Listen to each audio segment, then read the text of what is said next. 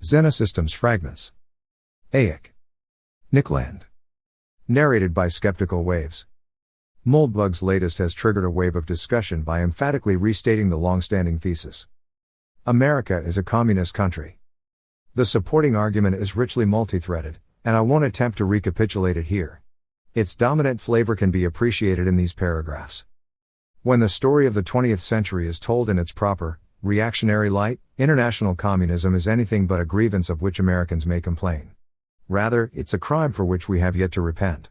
Since America is a communist country, the original communist country, and the most powerful and important of communist countries, the crimes of communism are our crimes. You may not personally have supported these crimes. Did you oppose them in any way? Whereas actually, code words like progressive, social justice, change, etc., are shared across the Popular Front community for the entire 20th century. They are just as likely to be used by a Chicago cheerleader from the 20s, as a Clinton voter from the 90s. Progressives aren't called out on their all but overt communism for reasons of tact, rooted in a complex structure of intimidation, which itself attests to comprehensive left triumph. It's rude to call a ruling communist a communist, and being rude can be highly deleterious to life prospects. It's a communist thing, which everyone understands all too well.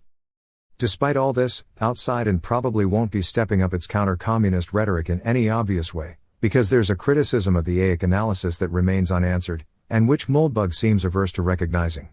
Fascism is the highest stage of communism. Already in the 1930s, which is to say with the New Deal, even small c communism had been clearly surpassed by a more advanced model of slaving the private economy to the state. Yes, America is a communist country, in much the same way that it is a Protestant, and Puritan one. The ideological lineage of its governing establishment leads through communism, in exactly the way Moldbug describes. The evolution of this lineage, however, has long passed on into politically incorporated pseudo-capitalism. This is a fact which can only be obscured by excessive attention to preliminary, and now entirely extinct, political forms. There is absolutely nobody on the empowered left seeking to dismantle the co-opted oligarchy in order to establish direct public administration of the American industrial base.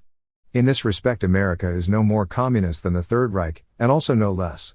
Central planning is restricted to the monetary commanding heights, with a pragmatic apparatus of regulatory coercion enforcing political conformity among private businesses. This arrangement is accepted as far more consistent with effective direction of society through cathedral teleology, in which the accumulation of cultural power is acknowledged as the supreme goal. Furthermore, it enables government insiders and allies to be rewarded relatively openly, economizing on the administrative, political, and psychological costs of extensive subterfuge.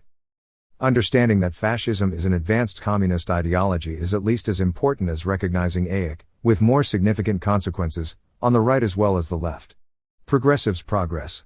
Communism was just a stage they went through.